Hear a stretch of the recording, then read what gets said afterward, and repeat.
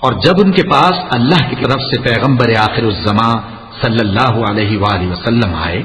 اور وہ ان کی آسمانی کتاب کی تصدیق بھی کرتے ہیں، تو جن لوگوں کو کتاب دی گئی تھی ان میں سے ایک جماعت نے اللہ کی کتاب کو پیٹ پیچھے پھینک دیا، گویا وہ جانتے ہی نہیں، اور ان چیزوں کے پیچھے لگ گئے جو سلیمان کے عہد سلطنت میں شیاطین پڑھا کرتے تھے۔ اور سلیمان نے مطلق کفر کی بات نہیں کی، بلکہ شیطان ہی کفر کرتے تھے کہ لوگوں کو جادو سکھاتے تھے۔ اور وہ یعنی بنی اسرائیل ان باتوں کے بھی پیچھے لگ گئے جو شہر بابل میں دو فرشتوں یعنی ہاروت اور ماروت پر اتری تھیں،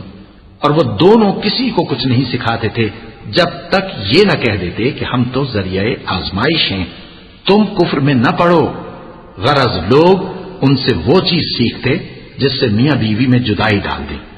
اور اللہ کے حکم کے سوا وہ اس چیز سے کسی کا کچھ بھی نہیں بگاڑ سکتے تھے، اور کچھ ایسے منتر سیکھتے جو ان کو نقصان ہی پہنچاتے اور فائدہ کچھ نہ دیتے۔ اور وہ جانتے تھے کہ جو شخص ایسی چیزوں یعنی سحر اور منتر وغیرہ کا خریدار ہوگا اس کا آخرت میں کچھ حصہ نہیں، اور جس چیز کے عوض انہوں نے اپنی جانوں کو بیچ ڈالا وہ بری تھی، کیا اچھا ہوتا جو وہ اس بات کو جانتے۔ اور اگر وہ ایمان لاتے اور پرہیزگاری کرتے تو اللہ کے ہاں سے بہت اچھا صلہ ملتا، کیا اچھا ہوتا جو وہ اس سے واقف ہوتے۔ اے اہل ایمان، گفتگو کے وقت پیغمبر صلی اللہ علیہ وآلہ وسلم سے رائنا نہ کہا کرو، انظرنا کہا کرو، اور خوب سن رکھو، اور کافروں کے لیے دکھ دینے والا عذاب ہے۔ جو لوگ کافر ہیں، اہل کتاب یا مشرک، وہ اس بات کو پسند نہیں کرتے کہ تم لوگوں پر تمہارے پروردگار کی طرف سے خیر و برکت نازل ہو، اور اللہ تو جس کو چاہتا ہے اپنی رحمت کے ساتھ خاص کر لیتا ہے، اور اللہ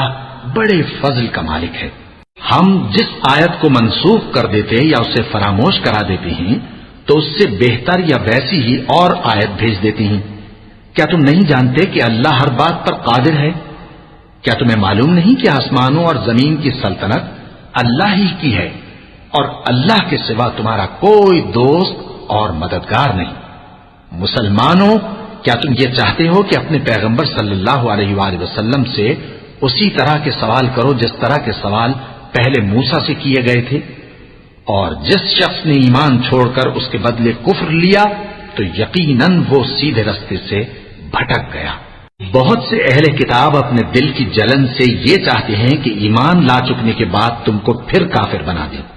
حالانکہ ان پر حق ظاہر ہو چکا ہے،